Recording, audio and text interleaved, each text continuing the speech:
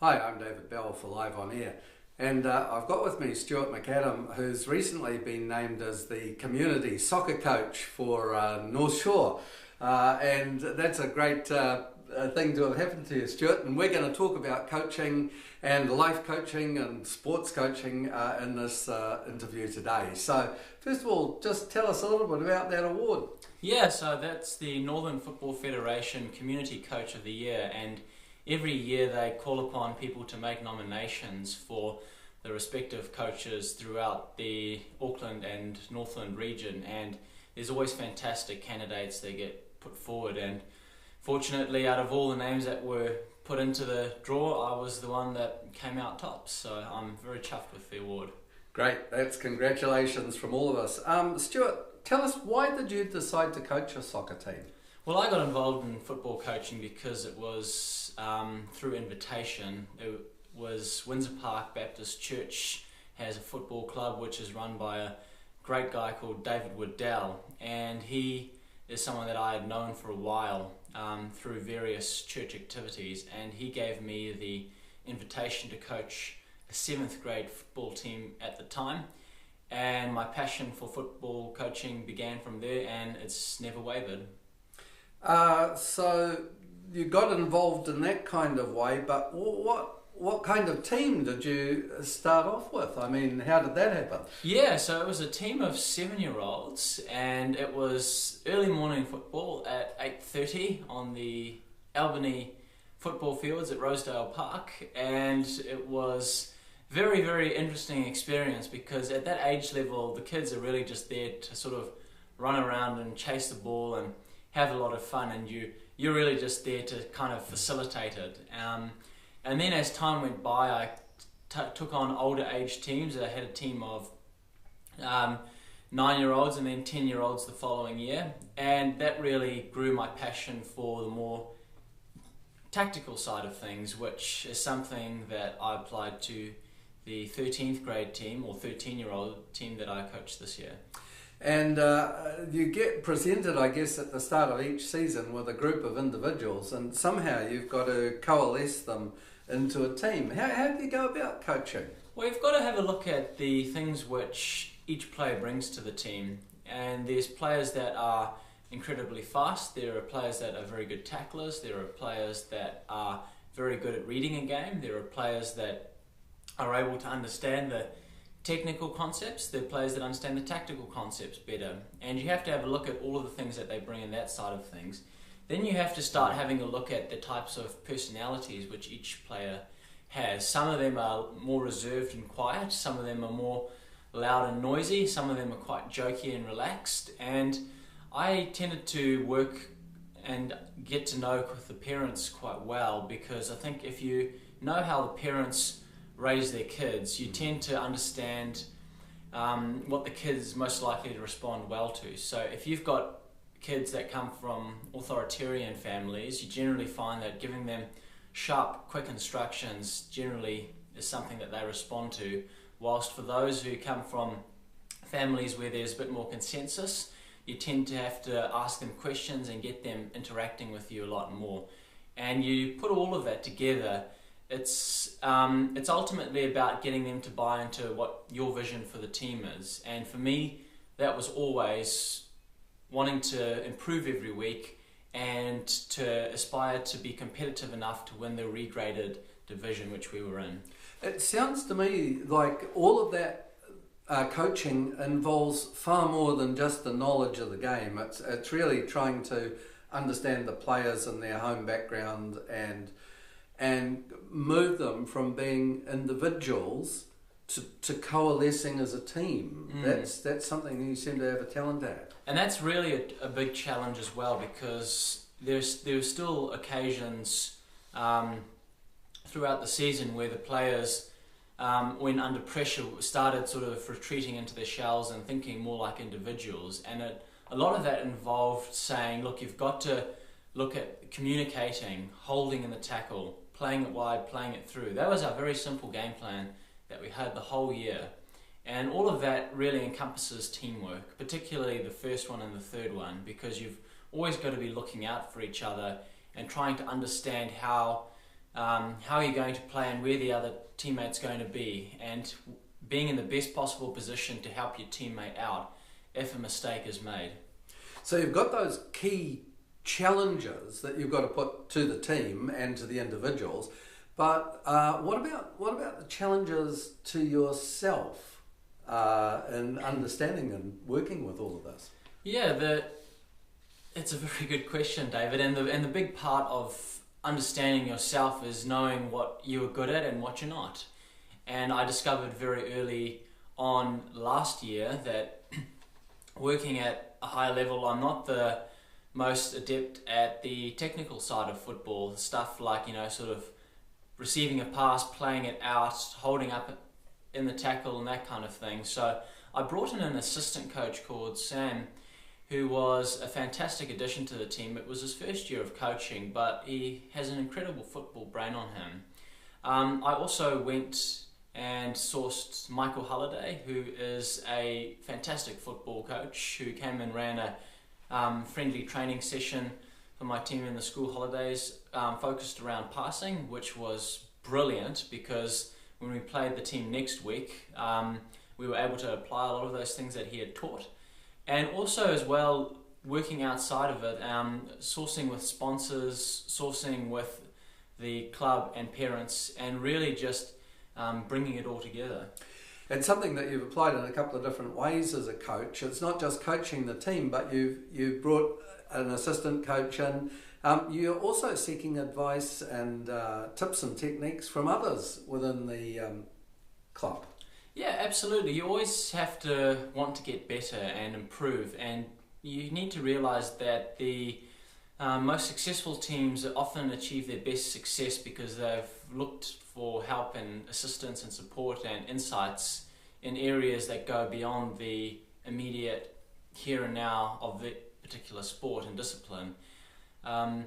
One person that I took huge inspiration from was Eddie Jones. When England went on that huge unbeaten streak with rugby, when he took over, he was going to a lot of the football clubs and looking at how they did things, and a couple of ideas that he could take out of them to get better and go that extra mile in terms of performance and inspiring his team.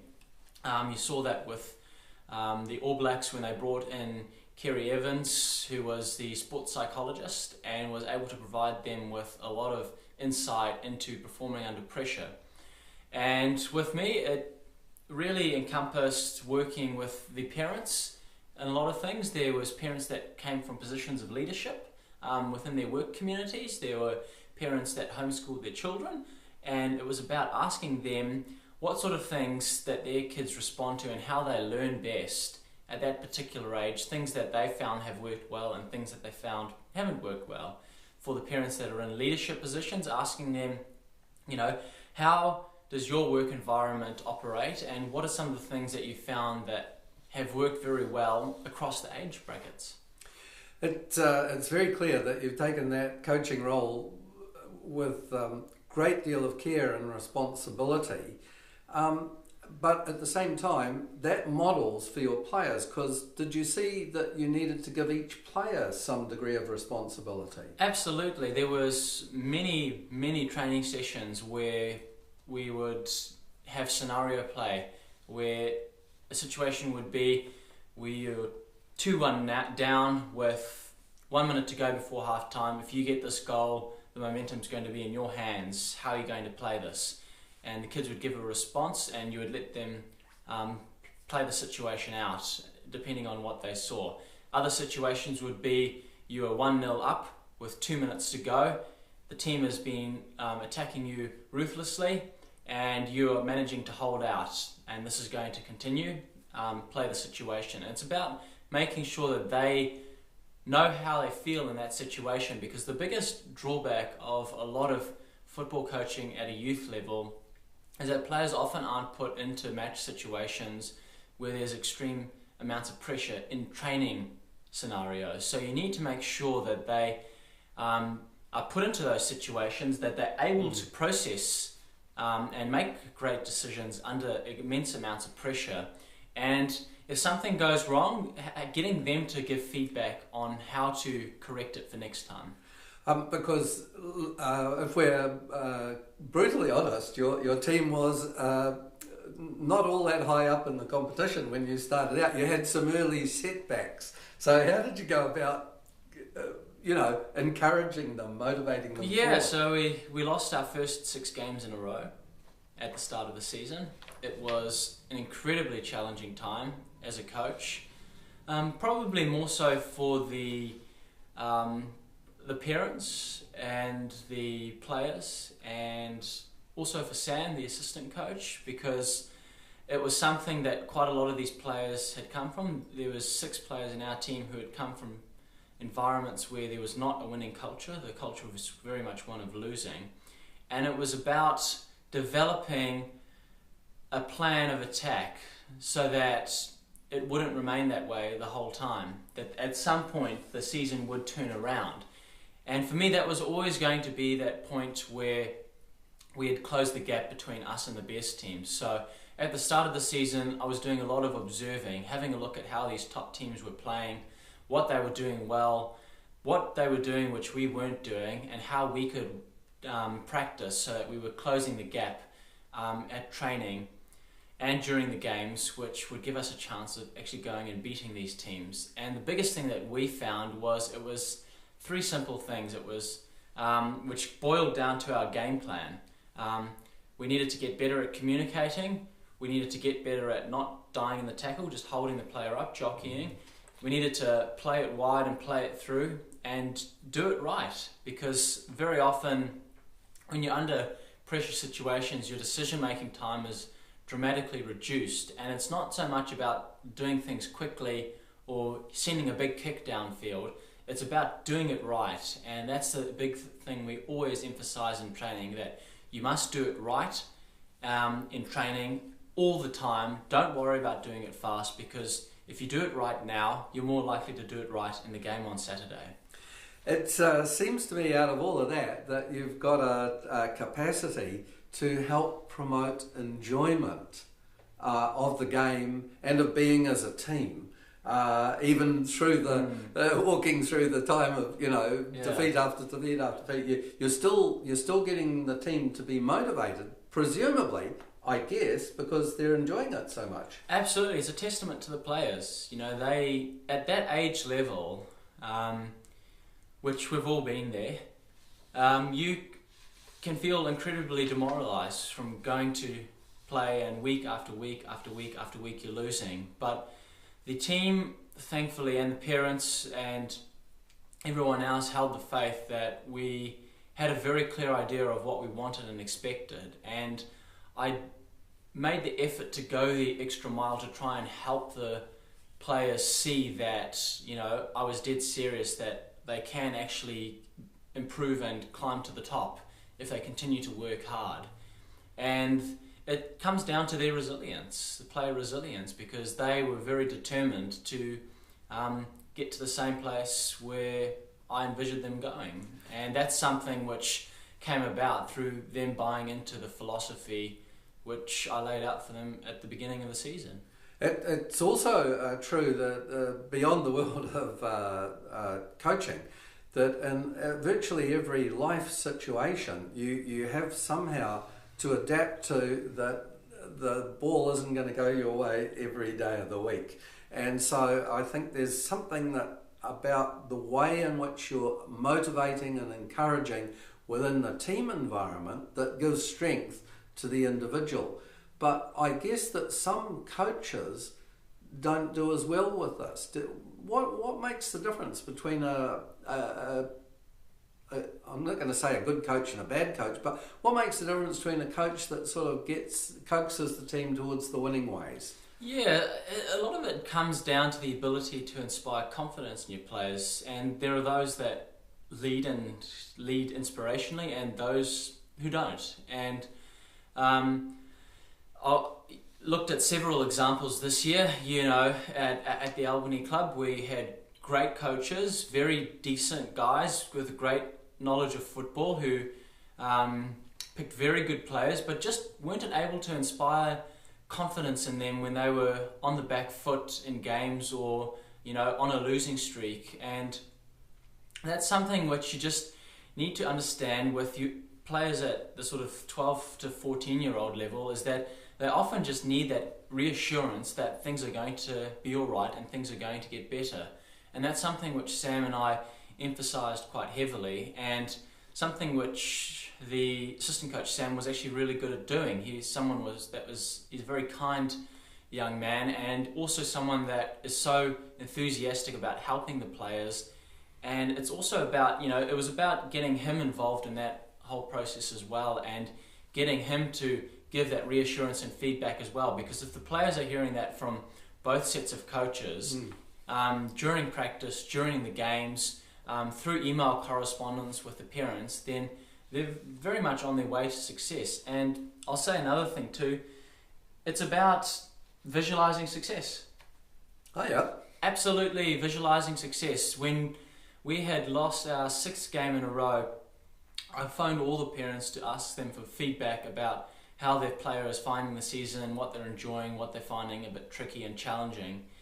And the one thing which was conveyed to them afterwards was that just spend 5 minutes this week with your player on the Friday night before the game, and 5 minutes on the day visualizing success. I want your player to see themselves making that tackle, scoring that goal, putting that pass through for the player to run onto perfectly, communicating effectively, and if they're the goalkeeper, I want to see them saving that shot in the right hand corner. And that was something which put us in great stead, because spending some time working on those visualization techniques was when they won their first game. Stuart, how did the players respond to the visualization technique? Did they give you any specific feedback about that? Well, there was a lot of uncertainty in their minds about what exactly it was, because at that age it's not really something that has been put in front of them before. But at the same time, these kids are 13 years old, some of them are 12, some of them will be 14 very soon. They're at that age where they're able to process more complex and technical processes, and visualization often involved, essentially, it's sort of bringing a dream into reality. So your ability to not only have a look at, where you are now, but what you can do and how you're going to get there. And they realized once we started going all these games without losing, on the winning streak and the draw streak, which spanned 13 matches without a loss, they truly realised that all of that really began with their determination to just visualise themselves being a successful player and being part of a successful team. So as you get the feedback in from the players, effectively they're teaching you something along the way that you're then feeding back. It's a continuous feedback loop. Is really absolutely, and the players are always encouraged to think for themselves and come with suggestions and feedback about what they wanted to do. We were always open to putting players into different positions, whether we thought it was the right idea or whether the player themselves wanted to give it a try in that position, and that produced some very positive findings. We found that one player who normally was in left defence was a very effective midfielder and also a striker. There was another player who normally operated solely in the midfield who had a few minutes in goalie at training and really enjoyed himself, and he finished the season off as one of our top keepers. By the time you had gone through the losing stretch of 6 games in a row, and then you were on the winning stretch of 11 games in a row, and you knew at game 11 that you had won the trophy for the division. How did the team respond after they knew that they were the winners? They were chuffed, and they were relieved, and they were hugely appreciative, particularly those players who had come from the teams with losing cultures, especially because for them it meant that their hope in playing not only for the Albany club but also just playing football in general was restored, because they were in an environment where they were given the best possible opportunity to flourish and succeed. And it was amazing to see. We've still got the photo, which would be interesting if we could put it up here at the end of the stream, of the players after the final game, and you can just see how elated some of them are, and also just how sort of exhausted and tired some of them are from all the hard work which they've put in, because we trained like we were a development team. We had 2 trainings a week on Tuesday and Thursday. We had the game on Saturday, and there was a lot of email correspondence with the parents during the week to give the kids small pieces of snippets and insights which could help them succeed and become better. Okay. One final question about the team itself. What were the most important concepts or ideas you felt that each member would go away from? You know, they may not play soccer again, though I guess most of them will. They're sort of encouraged because they've been on the winning side, as it were. But there will be some really good life lessons that these kids have learned. What would be two of the key of those? Oh, the 2 key ones is that you can achieve so much more than you can ever begin to imagine if you've got a clear roadmap to success, and that often involves starting by writing down what exactly you want to achieve and creating, sort of bite-sized piece goals which you can work towards achieving that bigger one. The second thing as well is not being afraid to ask for things, communicating, engaging with people, and finding ways to work with other people so that you can get to where you want to go, because you're not always going to be able to influence every situation, but you can choose how you respond to it. And that was a big one, I think, as well, particularly when they were on that losing streak. They could have chosen to have lied down, or they could have chosen to get up off the canvas and put up a fight. And those 3 things are definitely the biggest life lessons. And I suppose I'll say an extra thing, which is that it's very important to just go for it. and just realize that often the biggest thing that's holding you back is your own mindset, and that most people give up long before they're well and truly defeated. And if you have that mental resilience, that you can travel much further than most other people. I think that's a tremendous set of lessons for a group of 14, 15-year-olds to be able to take into essentially what's the next phase of their life, which is completing their secondary education, where there's no difference, in terms of whether it's social success, academic success, training for job success, etc. All of these things, these same general principles apply. Now, Stuart, there was a question that we particularly wanted to ask from Trinity-at-Waiake e-learning centre, because we think that the coaching role is biblical. The St. Paul often has references to the athlete. But in terms of what you've learned, would you see any kind of lessons that you would apply to a faith community, or indeed any kind of community group? Well, absolutely. I mean, the church congregations are made up of people, and they're made up of leadership groups, and they're made up of people that serve as stewards and elders and people that help out in Sunday schools. And a lot of it involves looking at where people can best be utilised depending on their talents and their personality. There are great opportunities that exist within the Trinity congregation, and people that are very good financially, that do an amazing amount of good with the financial side of things, and also those that are very caring and nurturing.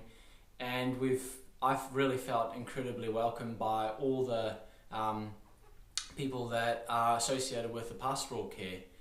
And it's about understanding where each person adds value and looking at how you can help them grow in their faith and also grow as a person, because that that would probably be the biggest thing. Most lasting influence is how much has a person grown as a person, how much have they've grown as a person with the time that they've spent within a church environment. Because if you're not growing spiritually and as a person in other areas of your life, then there's something that needs to be addressed and revisited. And the great thing is that if you've got open-minded leadership that is prepared to make necessary changes, you can often see them, any congregation, go to new heights. What I see happening, Stuart, is that a congregation is no different from a sports team, in the sense that it moves. It's what you did in creating a winning team. It's the emphasis on how we work as a team. We've got to strive to the best of our ability as the individual athlete, which is St. Paul says. But in other famous metaphors, he doesn't say the church is a group of individuals. He says you're a body. Yeah, you know, and every part needs another part. And that actually brings up a really good point, which is aspiring to be the best. You know, the best possible Christian that you can be. And you know, a lot of that could involve stuff like reading your Bible more. You know, praying every day, being well educated theologically, and having a good understanding of Christian philosophy, and all the great writers and authors out there that have provided very unique and interesting insights, and also engaging with those who might not agree with you on things, so you can understand where they're coming from and why, because it really just provides you with a greater horizon of understanding. Yeah, it's walking the trail, if you like, in a way that encourages the whole group to walk that trail, and enjoying the sights and the sounds that you see on that journey. Yeah, and the thing that has really impressed me about Waiake, and I'll particularly say about David whenever he speaks at church, is that it's very engaging and interactive, and that's something which has paid huge dividends within a lot of successful sports teams, is when you're interactive with players and coaches, and churches that are very interactive and encourage people to, you know, take responsibility and serve, and, you know, give feedback on, you know, presentations by people, are often those that tend to have very good attendance rate and very educated and engaged members. Well, it's been a real privilege to talk to you about this, because over the last couple of years we've seen you put a huge amount of work into your soccer coaching, and Stuart, it's with a lot of pleasure that we say, hey, congratulations on becoming the Community Coach of the Year for North Harbour. So well done. Yeah, thank you. It's a massive pleasure, and it's just been a exceptional journey to have been on, because as a coach you're growing all the time as well, and you're learning a lot of lessons as well from the players, from the parents, from the club, from everybody that you're surrounding yourself with. Even some of the lessons that I've taken out of work, looking at how my bosses manage people, it's lessons that I've taken across to my football team and achieved great success with. So, you know, you're always thankful and grateful for the people that you do have in your life, because at the end of the day they are just as much behind the award as you are. Great, thanks. Cheers.